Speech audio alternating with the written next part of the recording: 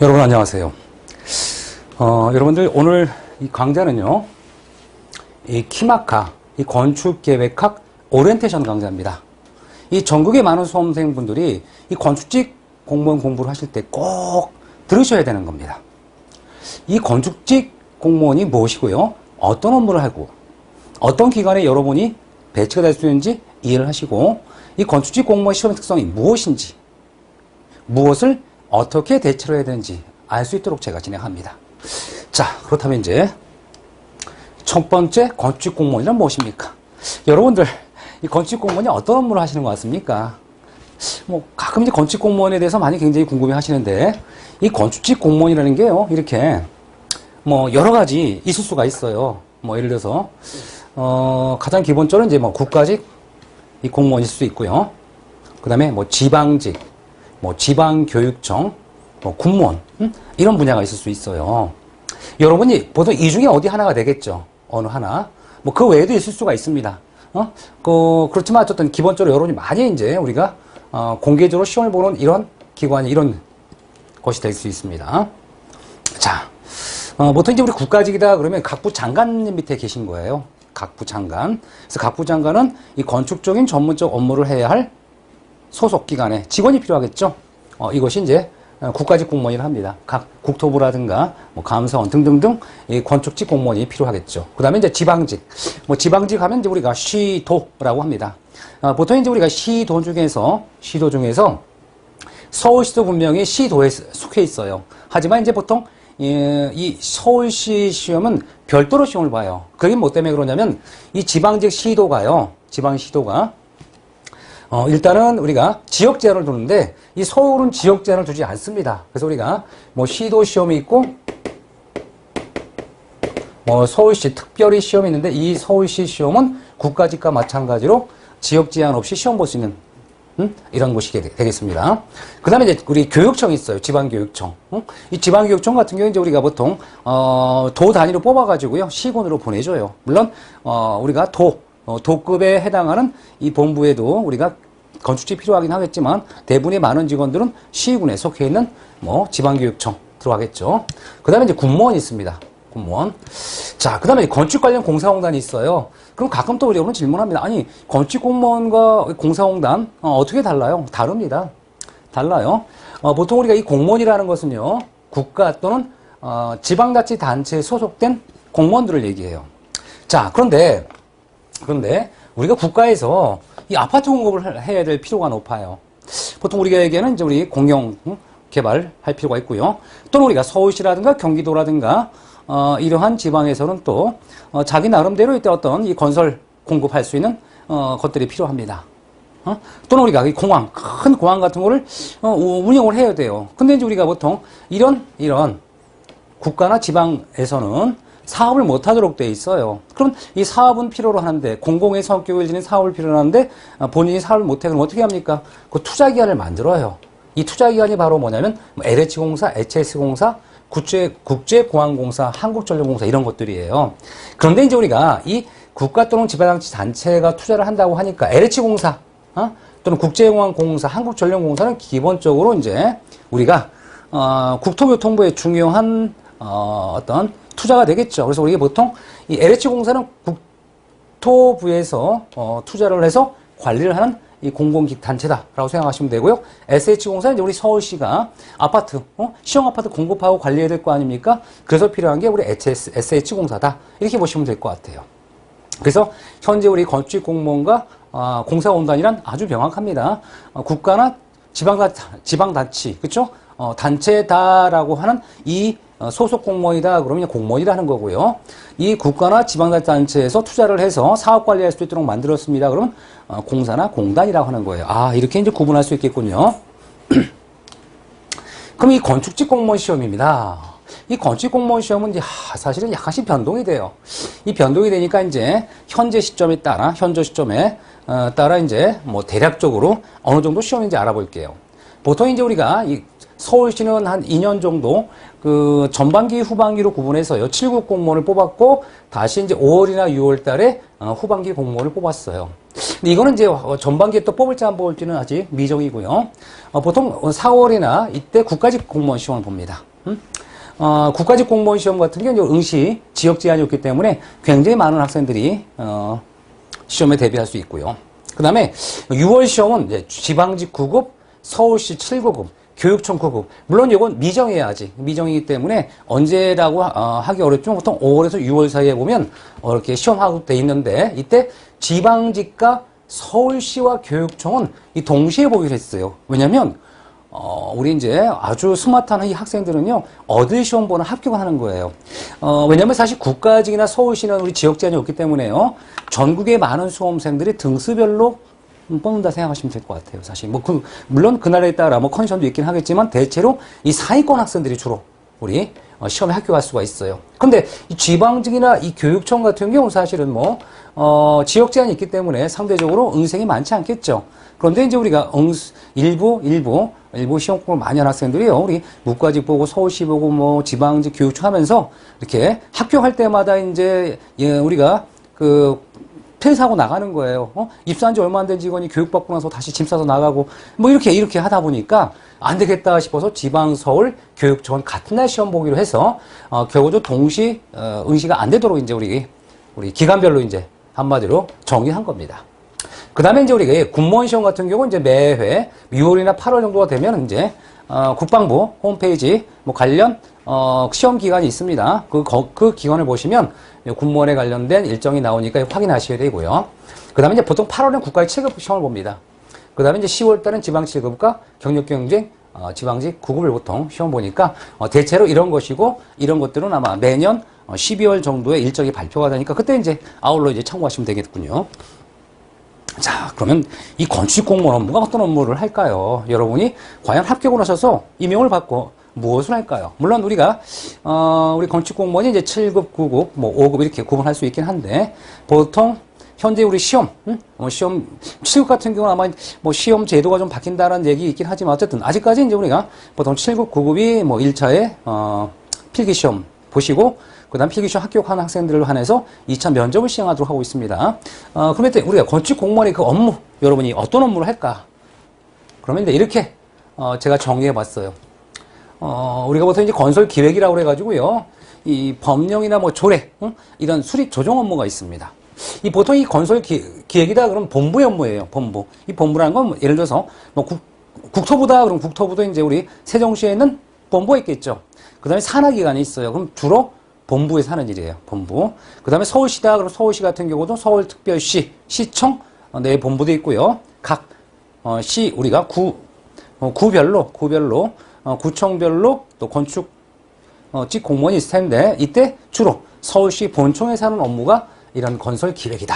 큰 밑그림을 그리는 거예요, 한마디로. 여러분이 실제로 사업 관리를 하다 보면, 어떤 이 건설 인허가 관리를 하다 보면 우리가 밑그림이 필요하겠죠. 밑그림을 그리는 어떤 기준을 만드는, 정책을 다루는 이런 것들이 바로 건설 기획이라고 합니다. 그래서 우리가 보통 법령 제정, 법령 규칙 중에 규칙이 있죠. 규칙 이런 것들은 이제 국토부 또는 우리 중앙부처에서 직접 그 기관에서 이제 우리 관련 업무를 보도록 하고 있고요. 그 다음에 이제 시도조례, 우리 본청에 있는 소속 공무원들이 관련 업무가 될 거고요.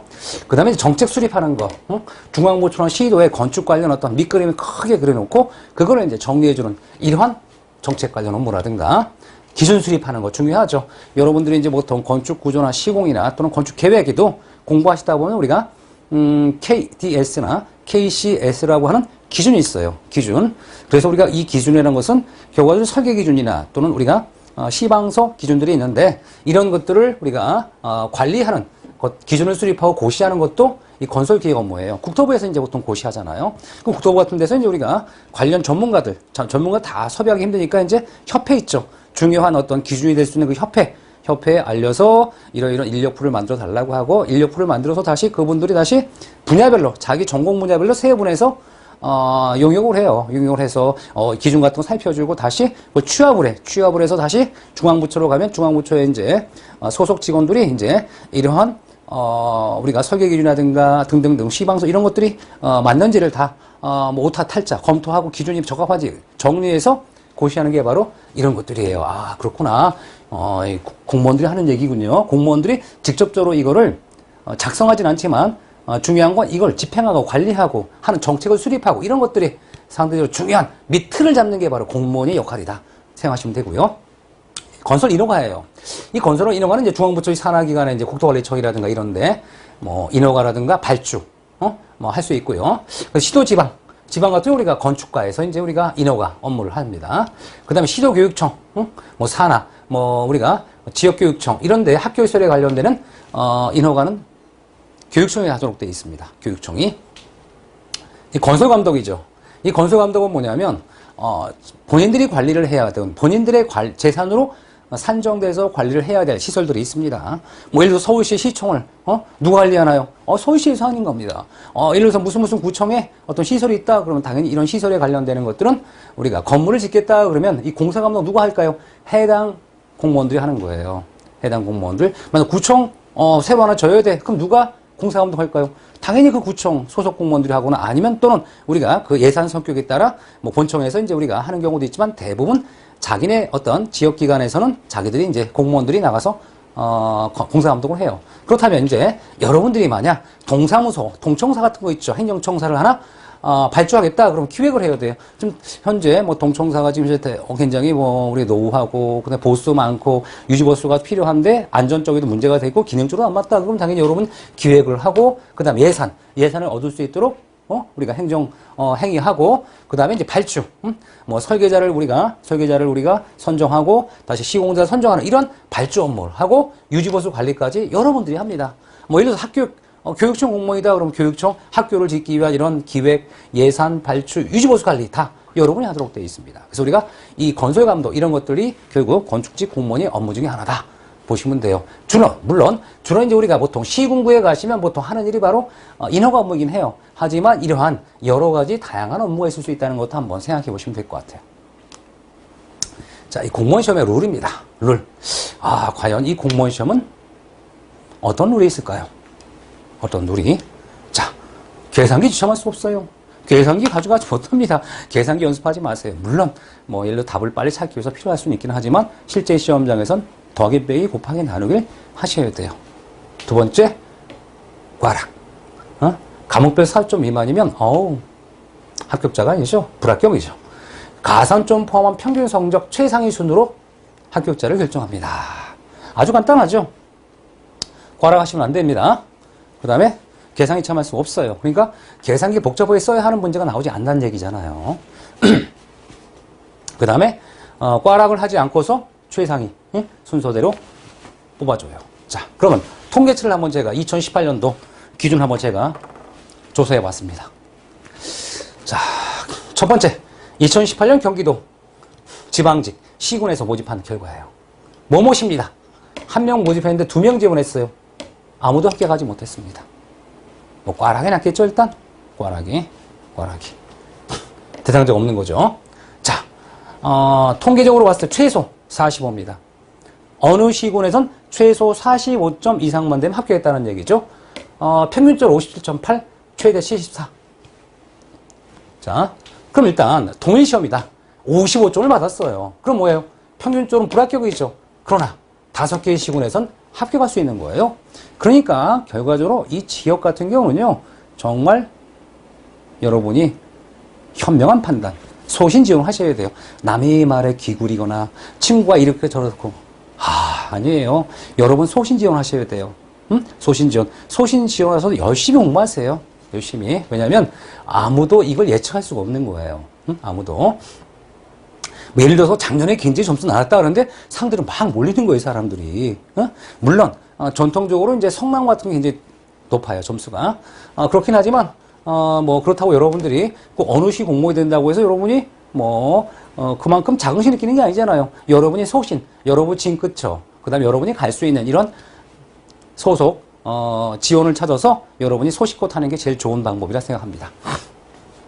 그 다음에 자 6점입니다. 6점이라면 어떻게 될까요? 평균보다 높죠? 그런데 반반이네 거의. 그죠? 13개 시군에서는 합격을 했으나 12개 시군에서는 불합격을 하는 겁니다. 정말 이거는 여러분들 선택을 잘 하셔야 한다는 얘기를 할 수밖에 없는데 이거를 아무도 예측할 수 없으니 소신지원하라 말씀드리고 싶습니다. 가장 어려운 질문이 뭔지 아세요? 저 퀴안에 올렸습니다. 요번에 무슨 공부를 했는데요. 네.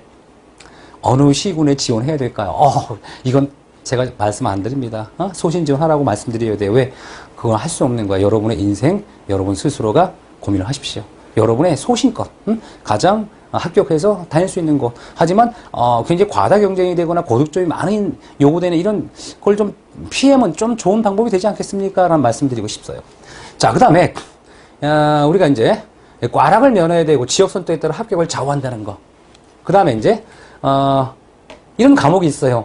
일부 여러분한테 어떤 과목은 점수를 높일 수 있는 전공 과목이 뭐 전공이 아닐 수도 있고요. 전공 과목일 수도 있고 무슨 과목은 꽈락이 많은 전공이 될 수도 있어요. 결과적으로 뭐냐면 개인에 따라 어떤 과목은 점수를 상회하는 데 유리할 수 있고요. 어떤 과목은 어려울 수도 있습니다.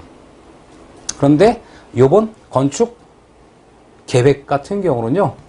점수를 높일 수 있는 과목이에요. 범위가 넓어서 굉장히 공부할 내용이 많지만 키마카 수업을 듣다 보면 학생들이 이런 의미구나 라는 느낌이 오고 그런 느낌이 오면 시험장 가서는 반드시 뭐 외워서 해야 될 것은 외워야겠지만 이해도를 충분히 했다 그러면 암기량이 줄어들면서 굉장히 문제를 풀 때 흥미롭게 정확하게 건축적 마인드로 풀 수 있는 이런 문제가 있어요. 그런 걸 공부하셔야 되는 거예요. 자, 그 다음에 2018년 9가지 9급이에요. 접수인은 중 0.7%, 응시는 1%가 최종 합격입니다. 100대 1이죠, 결과적으로. 100명 시험 봤다 그러면 한 명이 들어가는 거예요. 한 명이. 그만큼 국가직이나 서울시 같은 경우는 굉장히 경쟁이 심해요. 왜? 지역 제한이 없기 때문에 전국의 많은 수재들이 그 서울이나 국가직에 몰리고 있어요. 그러니까 국가의 서울시다 그럼 기본적으로 이분들이 전국적인 순위에서 이렇게 몇 등 안에 들어가는 이런 분들이 시험 보면 이런 분들이 이제 우리가 합격할 수 있다는 거고요. 그래서 이렇게 커트라인 75점이고요. 꽈락률이 한 60% 가까이 돼요. 꽈락률이 굉장히 높습니다. 결과적으로 응시생의 한 60% 가까이가 꽈락이에요, 꽈락. 그러니까 현재 중요한 게 뭐예요? 꽈락을 피해야 돼요. 반드시 꽈락을 피해야 되는 거예요. 반드시. 자, 2018년 경기도 교육청입니다. 이 50명 모집에 102명 지원했어요. 경쟁이 높지가 않네요. 그죠? 그 다음에 57명이 합격을 했는데, 그쵸? 사실은 우리 지난번도 우리 학생들 지원하다 보니까 일부 학생들이 우리 지원을 포기했다고 하더라고요. 면접을. 그래서 이제 면접 대상자 모두가 합격을 한 경우가 있죠. 그래서 이제 교육청이랑 지방직 서울시 내년엔 문제가 돼요. 무엇을 선택하겠느냐. 무엇을 선택에 따라 공부에 대한 학습 내용과 이런 범위가 약간 달라질 수 있고요. 특히나 건축계획학은 큰 차이가 없지만 구조학은 굉장히 큰 차이가 있을 겁니다. 큰 차이가. 이런 것들. 근데 커트라인 65점. 이렇게 보시면 되겠습니다. 근데 2018년에 굉장히 많이 뽑았어요. 많이 뽑았기 때문에 좀 더 유리하지 않았을까? 라는 생각을 해봅니다. 자, 그래서 커트라인이라는 것은 결과적으로 우리가 다르다. 그쵸? 다르다. 그 다음에 우리가 국가 서울시는 좀 0.1% 또는 2% 이 정도 안에 우리 합격을 성적이 되어야 되는 거고요. 지방교육청 공무원은 이제 선택적이죠. 그렇죠? 아까 얘기한 것처럼 합격률이 굉장히 대단히 높은 경우도 있고 낮은 경우도 있고 하지만 대체로 국가나 서울시보단 훨씬 낮아요. 낮기 때문에 전 개인적인 생각이에요. 지방교육청 공무원 이런 거 훨씬 더 좋을 수 있어요.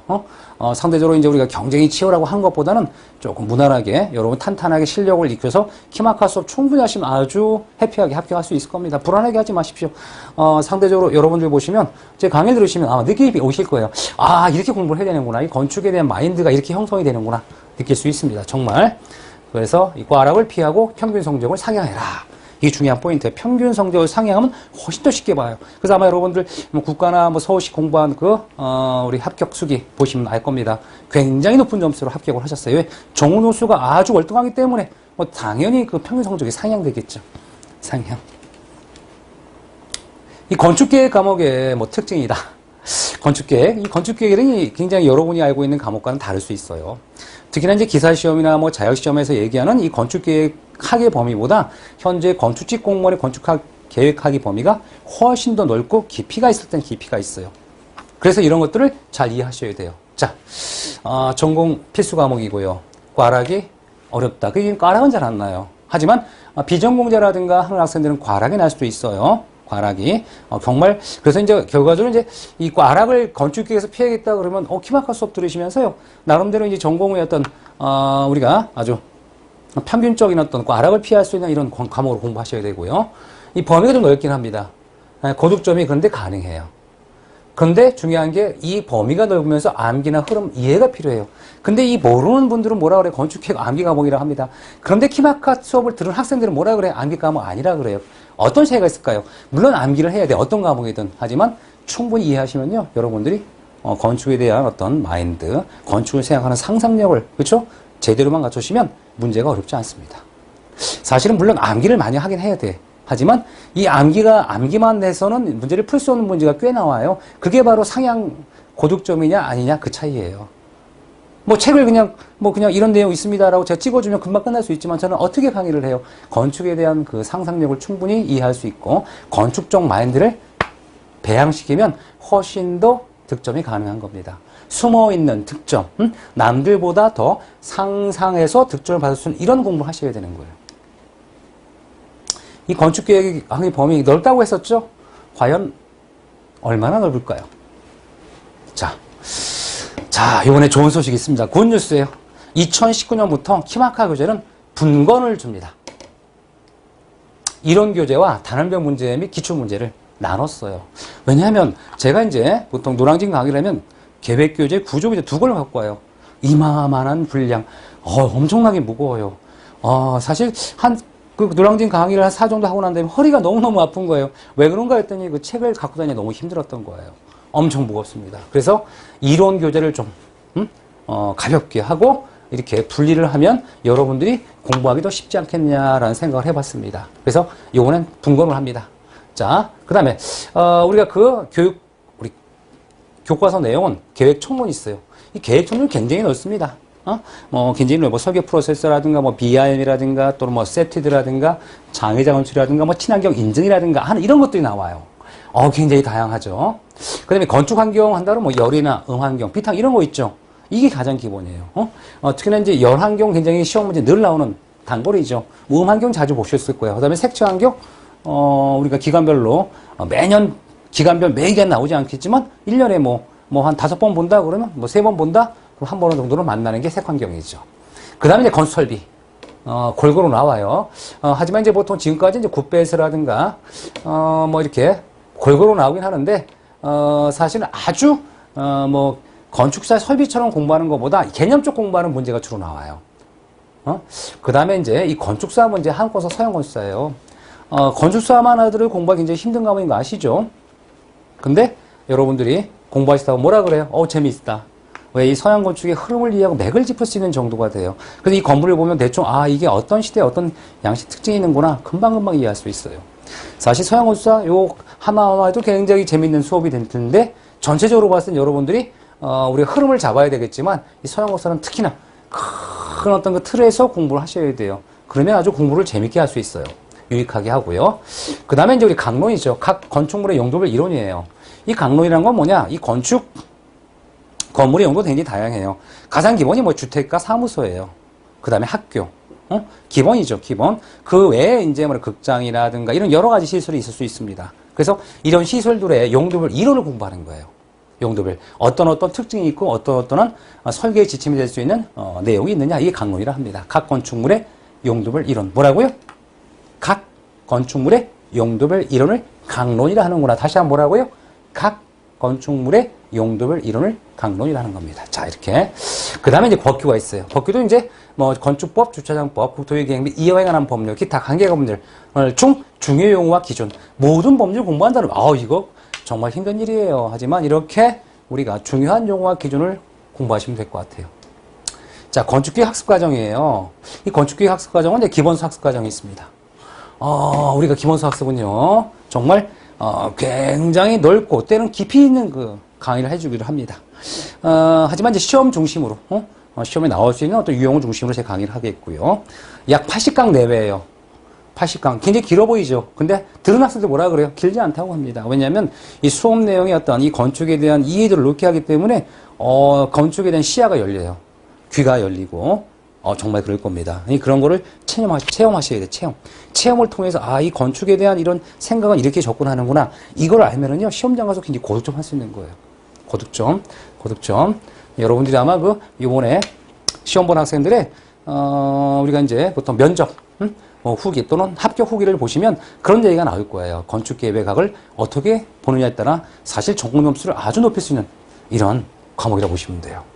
자, 그 다음에 이제 문제풀이 테마 특강이 있어요. 테마 특강은 이론과 응용 문제를 통해 고득점 향상할 수 있는 과목입니다. 8주 강의로 진행을 해요. 얘는 굉장히 길죠. 왜 그러느냐? 테마 특강 딱 8주 안에 끝낼 수 있는 강의 스케줄을 제가 짜서 진행을 합니다. 요거는 또 테마 특강 우리 OT가 있으니까 참조하시고, 그 다음에 모의고사 문제풀이가 있어요. 이 모의고사 문제풀이는 원래 6주 과정이에요. 6주 과정인데, 3주 완성해가지고, 이제 우리가 2단계로 구분했기 때문에 여러분 선택적으로 수업을 들으시면 되고요. 기출문제풀이 과정, 요번에 예정하고 있습니다. 예정. 학습 방법이에요. 이제 학습 방법. 여러분들이 이제 공부하시다 보면, 첫 번째는 뭐냐면, 기출 가능한 핵심적 이론이나 용어적 정의를 명확하게 정리하실 필요가 있어요. 물론 수업 시간에 제가 계속 정리해드리고 말씀드려요. 그런 거에 이제 집중을 좀 하셔야 돼요. 제 수업을 그냥 들었다? 성적이 많이 올라가야 되죠. 그런데요. 잘 못 들으시면 안 돼요. 잘 들으셔야 돼요. 제가 항상 이런 말씀을 드려요. 자, 우리가 양쪽 손이 있어요. 저는 선생님입니다. 여러분이에요. 제가 여러분과 딱딱 마주친다면 효과는 없죠. 제가 이렇게 진행을 하는데 엇박자 하나 어떻게 할까요?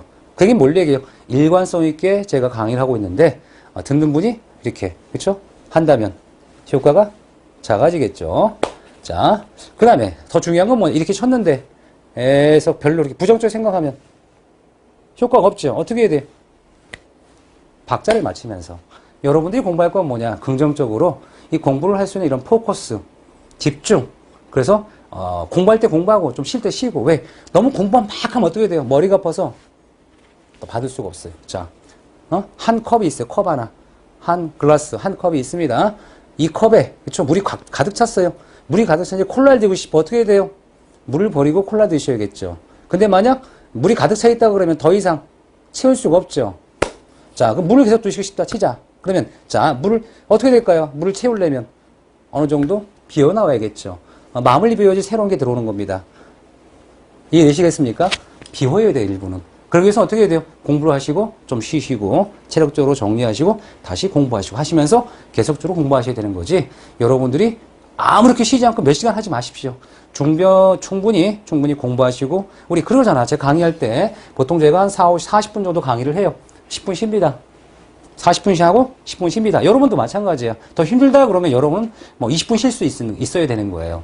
그래서 여러분 효율적으로 공부를 해야 되지, 계속 강의만 듣는다고 여러분 향상되지 않습니다. 그 강의를 듣는 도중에 집중하셔야 돼요. 집중. 응? 집중하셔야 됩니다. 집중. 그래서 우리가 집중해서 강의를 들으셔야 되고요. 그 다음에 이제 우리가 보통 테마 이론 집약하고 기출문제. 기본서 듣고 나서, 그 다음에 모의고사. 응? 그 다음에 이렇게 되면 시험장 가시면, 정말 답안을 체크할 수 있는 능력. 이게 필요하다는 거예요. 건축 사고의식을 통해 답을 우리가 올바르게 체크할 수 있는 겁니다. 그래서 우리가 합격 후 키마크 합격 수기 올리신 분들, 합격 수기 1차 시험 보시죠. 올리시면 무료로 면접자를 면접지도를 합니다. 그래서 우리가 키마크 합격 수기가 굉장히 많은 학생들 면접 지도를 해야 되는데 불구하고 많지 않아요. 고민을 해봤어. 그래서 이제 생각한 게 바로 뭐냐면, 여러분들 그냥 합격 수 1차 올리시면요, 당연히 공부한 방법이 틀릴 거 아니에요. 각양각색일 거 아니에요. 왜? 사람도 각양각색이니까. 그래서 가급적이면 1차 합격 수기를 올리시면 무료로 이제 자료와 면접지도를 해드리도록 하겠습니다. 여기까지 보신 분들은요, 합격, 화이팅입니다. 여러분들, 이 본강의는요, 노량진에서 강의를 찍고요. 사실은 현재 기본소 강의는 노량진에서 일부 찍고 일부는 스튜디오 강의를 진행할 겁니다. 왜 그러냐 그랬더니, 강의 내용이 너무 많기 때문에 이 오프라인에서 한 반 정도 촬영을 하고 반 정도 스튜디오 보강을 해드릴 겁니다. 근데 요번 강의는 작년과는 달리 순서를 좀 바꿨어요. 교재 편제라든가. 그래서 아까 제가 진행했던 그 프로세스대로 제가 진행할 테니까 여러분들 필요하신 분들 우리 오프라인 현장 강의 오셔도 되고, 지금 현재 여러분이 보시는 것처럼 온라인 수강하셔도 노량진 현장과 동일한 강좌로 제가 제공해 드립니다. 여러분 본 강의 때 뵙도록 합니다. 여러분 수고하셨습니다.